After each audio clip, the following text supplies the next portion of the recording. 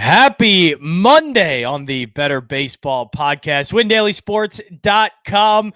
What a heck of a weekend in baseball when we're finally starting to see things. And I think that's where I want to start here. Over the weekend, we saw some lineups starting to hit well. I think we're starting to see some things form. My name is Jon Jansen. I'm joined by Brian Slone. You can follow him at OneFanPowerTrip. You can follow me at JJansen34. But Brian, I want to start with over the weekend. I mean, we're starting to see a few things, see a few trends. Lineups starting to hit well. I mean, the Reds just absolutely smacked the Cardinals. The Twins are looking very good against the Brewers.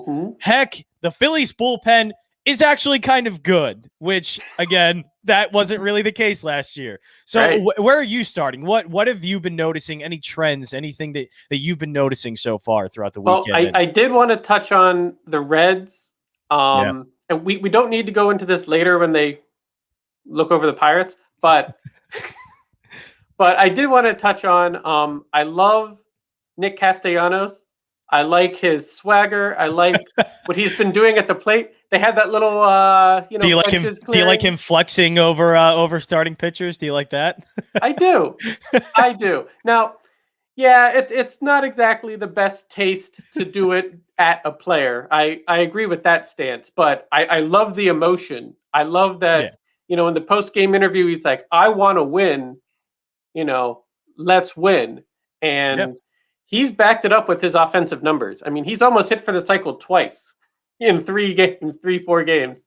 So, I mean, I think today against Brubaker, I think the Reds will be able to handle Brubaker. I mean, he's had hard contact all spring. So if the Reds can get going, I like Castellanos and Suarez and Votto and stuff having a nice day against at least the Pirates starter to keep that trend going. Yeah, for sure. Yeah. I think another thing to take notice for me, Baltimore, a sweep over the Red Sox. I don't know, because the Red Sox were coming in not with, they're going to win the division type hype, but they're going to be good. They're going to be better. And of course, a sweep to the Orioles is not anything you want to start with in the season. Definitely not the way you want to go. I do feel that plays on to the Red Sox being a little weaker, maybe out of sorts than what we anticipate. Now, the Orioles did have good pitching to start those games, and they were able to do enough offensively to handle the Red Sox. But, John Means had a phenomenal opening day. Yes, he did. You're going to have to play pretty good against John Means to get stuff out of him. But wasn't that good to see? See John Means pitching well too, because last season didn't obviously go his way. Things didn't go great, but I think that start there kind of showed exactly why people still really, I think, are high on that guy. Yeah, no, he pitched very well. I expected him to do well, but the way he handled the Red Sox offense was better than I had anticipated.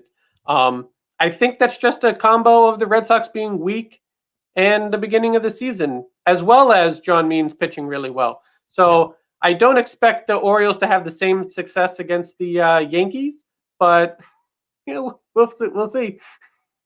Yeah, and you know what? Let's get into today's games. We got a somewhat decent slate. I think really the matchup, or at least the team that people are going to be talking about, is the Mets, because they're starting their first game of the season. And of course, that means Jacob deGrom is on the mound. So DFS, it is just Jacob deGrom all over starting lineups. And you know what? It's even a good matchup against the Phillies. And, the Phillies have swept the Braves. It was a great series, but they didn't really hit well. It was a lot of starting pitching, bullpen. So basically for DFS and for how we're betting kind of that game today, I think we're looking at the Mets. I'm going first 5 under. It's at 3.5. I think even Matt Moore does fine through 4 or 5 innings because the Mets have been off. Yes, I don't expect Matt Moore to be blown up. I think because the Mets haven't played yet and they're just coming off of a scrimmage, inter-squad scrimmage, I think Matt Moore can get some work in and be comfortable. Last year he pitched in Japan, which I know those numbers are not going to be directly translatable, but he pitched well in Japan. He had an under 3 ERA. He's going to come in with confidence, basically. Yeah, he's going to come in with confidence. He pitched well in the spring. like last year, I think his last start was in the Japan series, the championship series. He had 7 no-hit innings, 5 strikeouts or something along those lines. Like he can get the work done. Now, are Lindor and Alonso and Conforto and the Mets lineup going to be ready to go? Are they going to be eager to swing at good pitches early because they've been off those 3-4 days at the beginning of the season? We'll see. I mean, if it's a slow start, like a lot of these other teams that we've expected to be really good have had so far, then Matt Moore can get 4 or 5 innings in with confidence and can really get the job done.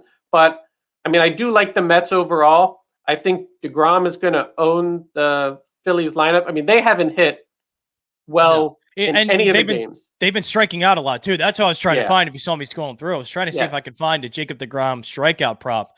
Likely going over on that. Ian Anderson, I mean, mowed down the Phillies lineup pretty much. They had that 1 inning. That's about it, though. He mowed him down. Yeah, I mean, it's like the thing that stuck out to me about the Phillies was like Zach Wheeler had the best offense that day he started. He was the Phillies offense that day for the most part. Yes, he was. So, that's not a great sign for the Phillies early, but they had good pitching and the bullpen stepped up and they got those wins over the Braves. So we'll see how it plays out with the Mets just getting started. Yeah, we'll see how that plays out. And the one game that I thought was pretty easy to get yesterday because I thought they were going to avoid the sweep, that was the Cleveland Indians. They did end up winning. They ended up blowing out the Kansas City Royals, but the Royals also got blown out yesterday. Now, Danny Duffy's on the mound against Logan Allen, minus 134 favorite. You sent me this game as one of yours that you like for today. What about this matchup intrigues you? And the Indians' bats, finally, I guess, coming alive is one thing. Yeah, the Indians' bats are coming alive, but they did have a slow start. So I think Danny Duffy can get some work in if he's on point. He had an under 5 ERA last season in 12 appearances. Yeah. So, he's not going to be maybe the shutdown starter you might want, but with the Indians' bats being a little cold, they didn't really show up against the Tigers. I think Duffy can get some work in. What I did like about this matchup is that Logan Allen he has really great numbers, but he has very small sample size. So the Royals had a hot offense against a weak Rangers rotation. So I think Whit Merrifield and Salvador Perez and some of the other guys, they have some hot bats from blowing out Texas 2 of those 3 games. They put up over 20 some runs in the first 2 games of that Rangers series. So, I think they can keep those bats going. Now, Logan Allen, like I said, I mean, he has phenomenal numbers in a small sample size. So the question is Logan Allen as good as his numbers suggest? It's really early in the season. They're at home, so that should help Logan Allen out. He has a really low ERA of 0.64 last year or this spring. I think he was 0.64 ERA in 14 innings. So he was lights out. But, he doesn't have the offense. It doesn't look like the Indians' offense is going to back him up there. So yeah, it's just a bad offense, right? Cleveland, they scored 9 runs yesterday, which is great. But I don't expect them to score 9 runs very often. And they struggled for the most part against a not-so-good Detroit team to put up runs. So I think you're right. Danny Duffy, and maybe this is one we just stick with the first 5 and not with the Royals the entire way. But obviously, when you bet money line with the Royals against Cleveland, what I think you're mainly betting on is the fact that Cleveland is never going to, I think, completely out-hit the Royals. Royals actually have a somewhat decent lineup. Like you just mentioned a couple of them, Perez and Merrifield, 2 very good players. So I think the lineup, definitely for Kansas City, I trust a little bit more. And heck, why not go with the money line on Kansas City for the first 5 innings and hope that they get a 1-0, 2-0 lead. And like we've been seeing against Detroit, it can happen. So since I'm getting a good enough price on it, I think you're exactly right. I should never be scared of Cleveland's lineup. And if it's not Shane Bieber pitching, like that, then I can probably bet against them as long as I'm in the middle or back end of their rotation. Logan Allen's good. And he, like you said, small sample size, but good numbers. But I don't know if he's going to be always shut down. And I can at least rely on the Cleveland lineup not to really back him up, as I think you were kind of pointing out. So I think that's a good play. First five. Do you like that one? First five money line for the Royals? I do. Yeah. I mean, like we've just mentioned at least twice, the Indians have really no lineup. I mean, if Franmil Reyes and Jose Ramirez aren't getting bat on ball, like they really don't have anything worth being scared of. Yeah, really don't. Win Daily Sports, windailysports.com/chat. They'll be checking out all of your DFS lineups in the chat, whether you need a starting pitcher, whether you need some stacks. I know Houston, they have been on fire. So whenever Houston is on the board at this point, you just ride the hot hand until it's gone. And I don't think Jose Quintana is a guy that you're going to be really scared of when putting in the Astros lineup. Now, I guess this is what we're going to figure out now, because all we've seen is one series between these teams. Is it just the Oakland Athletics pitching isn't good, or is the Astros bats? Because they weren't good for the most part of last season, but once they got into the playoffs, finally started looking like the Astros lineup, and it seems like they're kind of picking up where they left off there. This could be potentially just a good Astros lineup, right? Or are we kind of giving a little bit of responsibility to the Athletics pitching as well? Well, I think it falls primarily on the Astros lineup. I would go with the Astros lineup more so than the A's pitching. Now, the A's pitching wasn't fantastic, but the Astros were able to capitalize on those mistakes. The Astros, I mean, we've seen it over the past 4 or so years with the anomaly of 2020 for the most part. Are we really going to bet against Altuve and Bregman and those guys routinely? I wouldn't. I think Jose Altuve and Bregman and Brantley and those guys, I mean, they can pick their pitches. They can get their hits. I'm definitely not scared of Jose Quintana. He's been remarkably average his entire career. So if you got hot bats against an average pitcher, I like that matchup. I do think the Angels will bring more to the plate offensively than the A's did.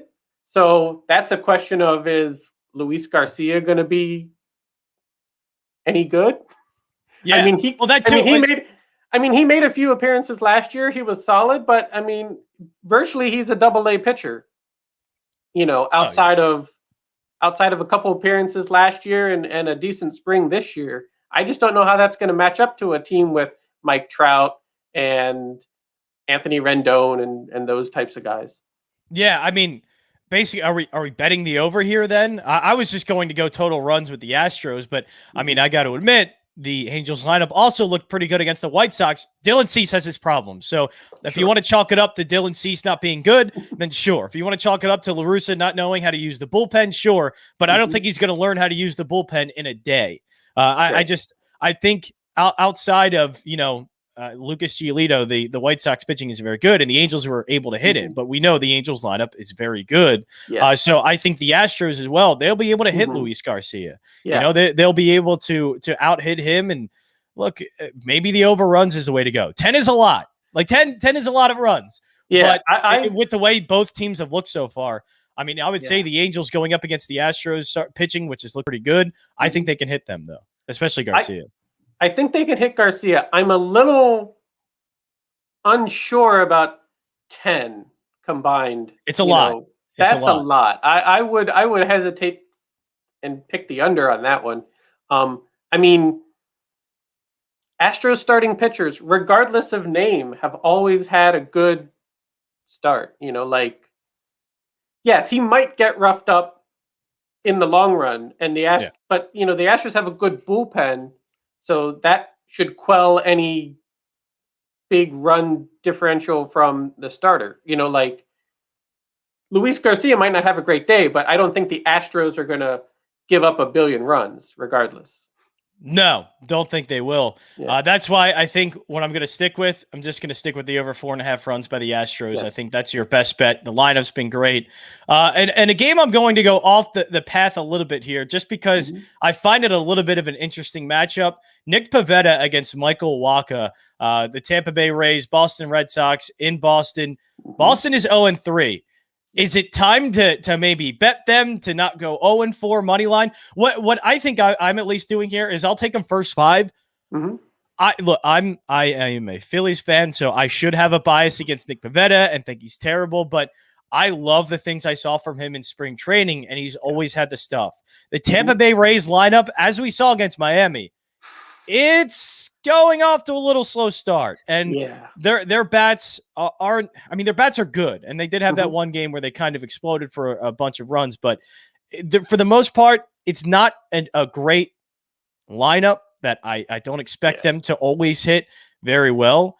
I think Pivetta can actually pitch well against this lineup. And look, if I'm taking anything, I might take a first 5 on Boston here and kind of ride again, the beginning, the first few weeks are just what my projections are, what I think a guy can be. I think Pivetta ends up being pretty good this season. I think I want to bet on that game 1.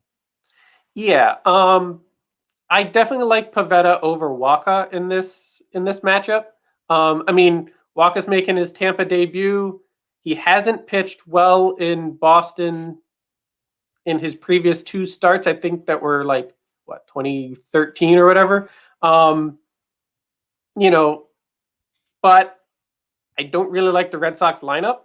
So I think the key here is Pivetta. If he can pitch well, the Rays lineup hasn't really shown too much. Now, they did score 7 runs, the last game against Miami, although they gave up 12. So, there's things to be desired there. But they kind of showed up a little bit in that 3rd game against Miami. But I still think Pivetta on point can shut down the Rays lineup a lot more than the Red Sox can support him.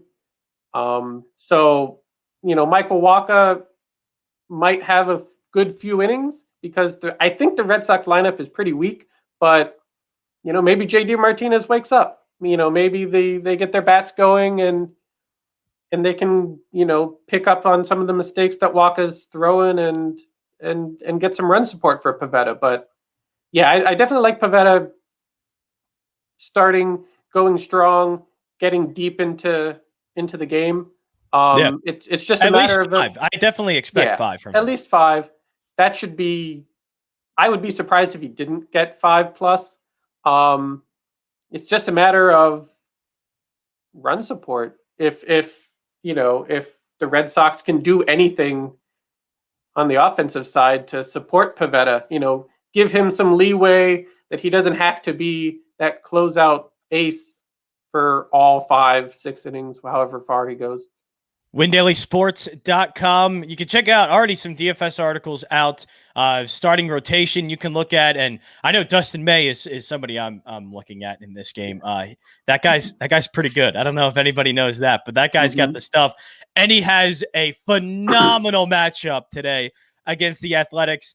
It's a high money line, and they're in Oakland, so obviously that. But I mean, heck, I might even bet the run line here. I know that sounds a little bit much, but maybe even the Dodgers in the first 5 spread. I expect them to hit Frankie Montas, but I expect Dustin May to shut them down pretty well today. That the Athletics lineup is worrisome. I think there's a problem there. Yeah, I mean, well, it's funny when I looked at the day overall. There was a few games that I circled on the thing. I'm like, well, these are just going to be one-sided, easy picks.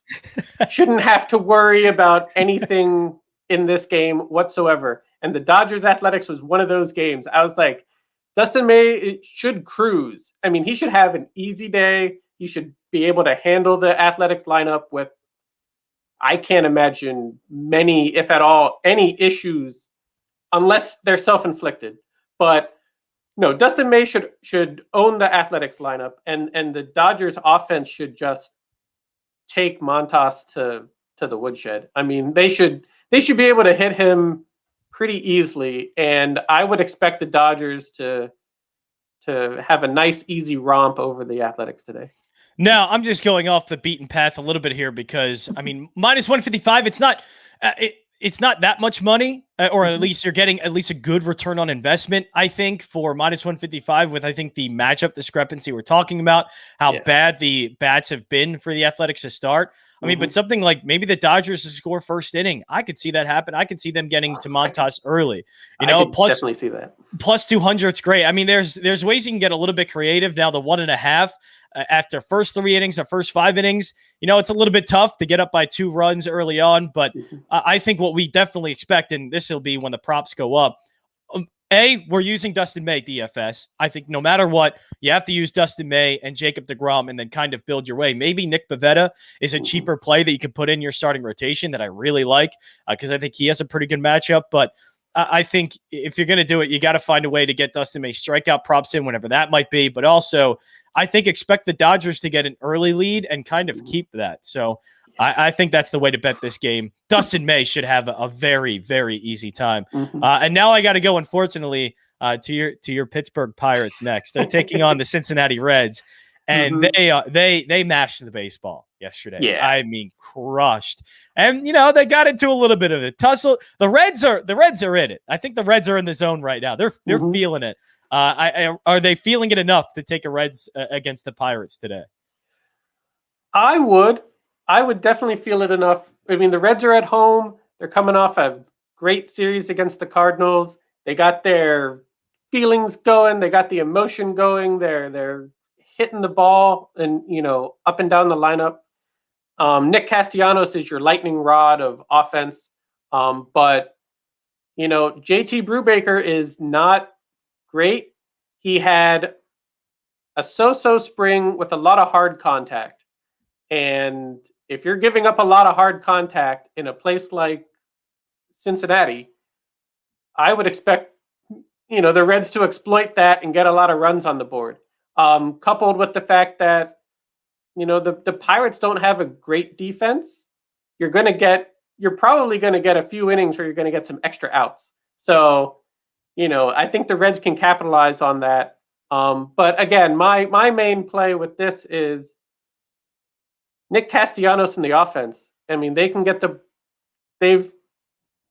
hit well against the Cardinals, and I don't think the Pirates pitching is as good as the St. Louis pitching. So I think they should be able to maintain their emotional swagger and be able to put bat on ball and have a nice afternoon against, or a nice evening with Brubaker on the mound. Yeah, and the Reds lineup has looked good. And I mean, it is a talented lineup. It's not that we should be surprised that they're hitting the ball well. Right. They're talented. Castellanos is good. Eugenio is good. You know, they have a strong lineup. So over 4.5 runs, I could definitely see that. Now, again, you're putting a little bit of juice on it, but I could definitely see with the Reds over 4.5 runs because their lineup's been great. And as you just said, well, I think you know better than I do. Pittsburgh's pitching isn't really the greatest. And the last game I want to talk about here is actually the 10 o'clock game. This looks like a good matchup for the White Sox. They're minus 118 favorite. They're they're minus 1.5 on the run line, but plus 138 is the money line return you're getting on that. The White Sox hit lefties pretty well. They hit Heaney pretty well. I think the White Sox can be pretty good here. Now, Rodon, I want to like that guy so much because I remember him coming out of the draft. It was him. I remember because he was at NC State and Jeff Hoffman was coming out of East Carolina, which obviously I have the hat on. But those two guys were left and right. That's all you heard in North Carolina during that time. Like, these two are just studs. Rodon's got the talent. Never really has put it together. And I don't know if I expect him to this season. It's a wait and see approach, but I don't know if I have to wait and see with him against a lineup like the Mariners. Like, I think he should do pretty well against them. What I will go with the White Sox. This is another one. I love the White Sox team total, and it hasn't gone over in the past 2 games, but I want to chalk that up to, I think Angels pitching, at least their bullpen, is better than people I think might give them credit for, or more than we at least talk about. I don't think we talk about enough that, you know, they might actually have some good pitching there now. Maybe not their starting rotation as much, but what I do want to do is probably take the White Sox team total over 4.5. A lefty in Justice Sheffield that can hit lefties well. Mercedes is going to look, I think, a little bit more comfortable against Sheffield than he was against Ohtani and others. I think I'm going to take the White Sox over. Now, Tim Anderson, it'd be great if he was in the lineup. I know he left yesterday, I think, with a hamstring injury. So I don't think he's going to play today. If he does, and I don't think he will, but if he does, I mean, that would even boost this up more over 4.5. But I still like the White Sox bats definitely against the Mariners today. Oh, yeah. I mean, this was another one that I circled on the day of easy picks. Well, hey, and the good thing is that the money line isn't telling you easy pick, right? The money line's telling you this is going to be a somewhat close game, minus 118 plus 102. I think that's mostly because of the Rodon factor. Obviously, he's not an ace. He's not going to garner that type of money line where it's going to put him up to 130, 140, even 150. But I think that they match up so well. 118, that's, I mean, like you said, an easy spot, I think, here for the White Sox. Yeah, I mean, I from what I've seen over this first series between the White Sox and Angels and the Mariners and Giants, I mean, I've seen the White Sox look really good against a much better Angels pitching staff. Top to bottom, it's much better than the Angels have had in the past. And the White Sox didn't seem to miss a beat. They seemed to come out clicking. They got their runs. They had their offense. What I like about this game is, they hit lefties well, and they're mashing. And the Mariners, I mean, they don't have the stuff to combat that. I mean, Sheffield may have a good inning here or there, but I think overall he's not going to have. They're eventually going to get to him, basically. Yeah, I mean, he might have a good first inning, but I think given the looks, that second time through the lineup, if even that late, that second time through the lineup, I think should be able to get their spots in against Sheffield and have a nice day. The thing about Rodon is he's healthy now. He's finally healthy. He looked good in the spring. He had a 1.32 ERA this spring. I mean, 16 Ks and 4 appearances. Hey, ride that into the start of the season. Yeah, I agree. I mean, he only gave up 2 earned runs all spring. So, I mean, I think he can ride that momentum that he had, into the beginning of the season. And there's not much better opponent to face as you go into that season. So, I think this is a nice spot to ride the powers of the White Sox. Yeah, I completely agree. Win Daily Sports, windailysports.com. You'll be able to see some of that on the windailysports.com page, articles of picks and pivots with our guy Adam, and then or Adam with the starting rotation, and picks and pivots with our guy Brian. So plenty of DFS stuff for you for the Major League Baseball slate today. And I got to bring it up again. I got to do this for the Win Daily Sports guys because windailysports.com/chat is where you can join the Discord, and you'll hear them talking. And I understand why they want to do this, but they are all in on a Mets stack. I want to hold off on that. And it's not like I'm trying to sit here. I can sit here with a straight face and say Matt Moore is a very good starting pitcher, because obviously I'd be lying straight to your face if I said that. I'm a little worried just about the layoff, and they haven't been playing. And this is their first game. The Phillies are already in a group. The Phillies might actually yank Matt Moore early if they see anything, because heck, their bullpen really hasn't been doing much, especially the last 2 games. Eflin went deep. Zach Wheeler went deep. So the bullpen for the Phillies is rested. Matt Moore may only go 4 or 5 innings in this game. I don't know if I feel that comfortable stacking the Mets when a team like the Dodgers is right there for you for the taking against Frankie Montas, the way they've been hitting. I feel like it's right there for you. Stack the Dodgers. Even stack the White Sox lineup. Why not? The White Sox should hit really well, and they have the matchup. I would even go so far as to stack the Blue Jays. There are definitely better stacks to go all in on than the Mets. At least right now, because like you said, the Mets have been off. Oh, I know why you're doing it. Oh Yeah. my God. Do you see? Hold on. I'll zoom in on that name for everybody just so they can see that name. Mike Foltynewicz. Yep. I think, is that why we're going Toronto here? I think we're going to stack That is Toronto. why I'm We? going Toronto. I'm going all in on Toronto. I think they can have a field day on Foltynewicz. Oh, man. I mean, his numbers are bad. Oh, Teoscar plus 280. Oh, that sounds good. How about Vlad Jr.? We want to go there. Yeah. I mean, look, I looked at the matchup projections and stuff, and like Foltynewicz has the highest exit velocity, the highest barrel percentage, the lowest whiff rate. I mean, he's just gonna get crushed. This should be like softball. This should be like a fun beer league softball game for the Blue Jays to just go out there and hammer Foltynewicz. Vlad Jr.'s got that, just has Vlad Guerrero Jr. home run written all over it. A beer league softball game. That's the kind of swing my man has. So let's do it. You know what? Blue Jays are even over 5.5 at plus 112. Are we taking our chances here? It's Foltynewicz, right? There's no way that they miss and whiff that. I mean, they're gonna hit bombs off him. They should crush him. The question is how short of a leash do the Rangers give him? I mean, does he get into trouble right away and the Rangers yank him out, immediately? Or do they kind of let him take his bumps and see if he can work out of it? That's the question there. But as long as Foltynewicz is in, I'm all in on the Blue Jays lineup. I mean, they hit well against the Yankees, which is far better than anything Foltynewicz has. So. Right. And Foltynewicz, even in the spring, I remember watching a few games in the spring. Foltynewicz was getting crushed. I mean, left and right. He gave up 9 earned runs in 3 starts. He had a 10 ERA in the spring. I mean, beautiful. it was mediocre at best. Keep it coming. I need any more of those numbers he got, because that is wonderful. That's telling me I don't care if it's over 5.5. I'm getting plus return on that. Hernandez, Vlad Guerrero Jr. Man, just do it.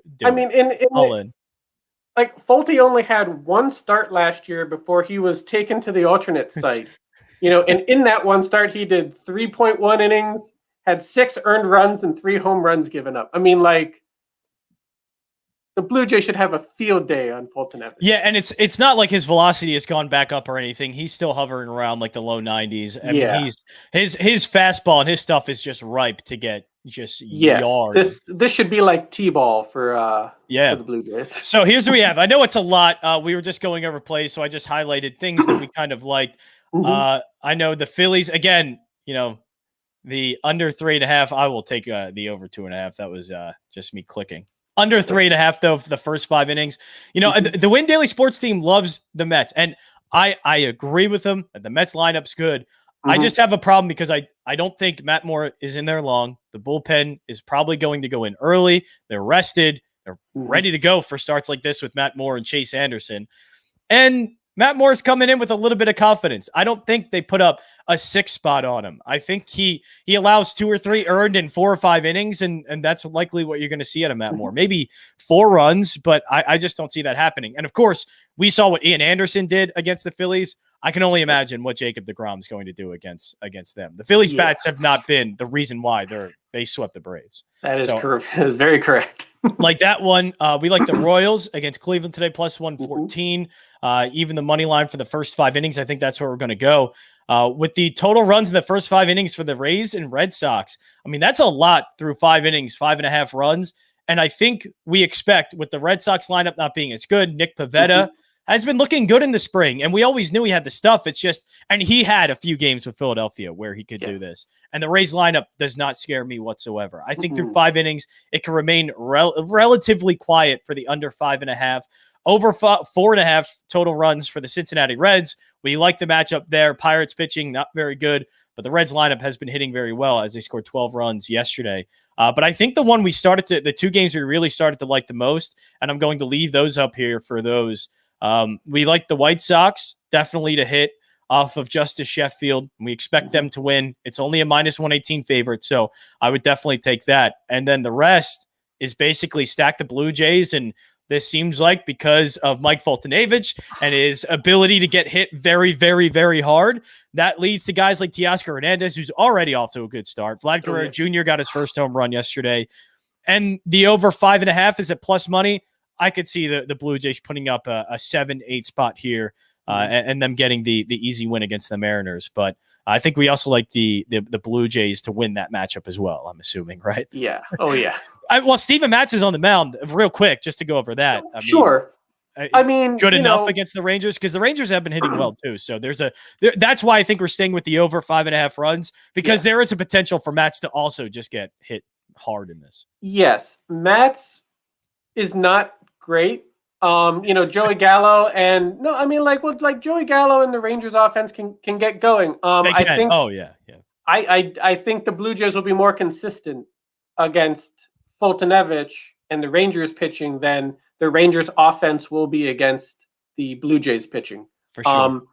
I do think, we've seen the Blue Jays have had a pretty shut down bullpen relief staff. So even if Matz gets into a little bit of trouble, I think the Blue Jays will be able to, take him out and put in a relief pitcher or put in their closer and get a handle on the Rangers lineup. But yeah, could Joey Gallo have a great day against Steven Matz? Absolutely. There's yeah, and the Rangers have been doing it. They hit the Royals hard all series, so they definitely have the pop to do it. Yeah. Not as you said, the consistency is the problem, but they certainly have the pop to do it. Yeah. Better Baseball you're tuned into right now, a Monday edition here on WinDailySports.com, our first Monday show. So we got through it. We got through the Mondays, Brian. Yes. That's always a good start.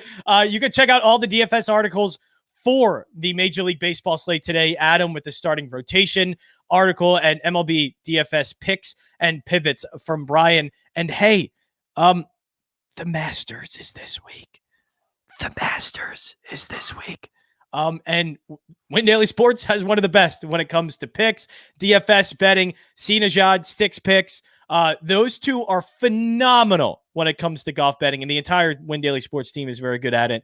You might want to be tuned in to Win Daily Sports throughout the week to get your Masters picks. And so go there for NHL, Masters, MLB, have it all covered. But that's it for Better Baseball today. Brian, thanks for joining me as always, man. This has been a good start. And you know what? I'm feeling pretty good about our last two picks, and I think that's exactly what I'm going to do when we're done the show today is put those two bets in.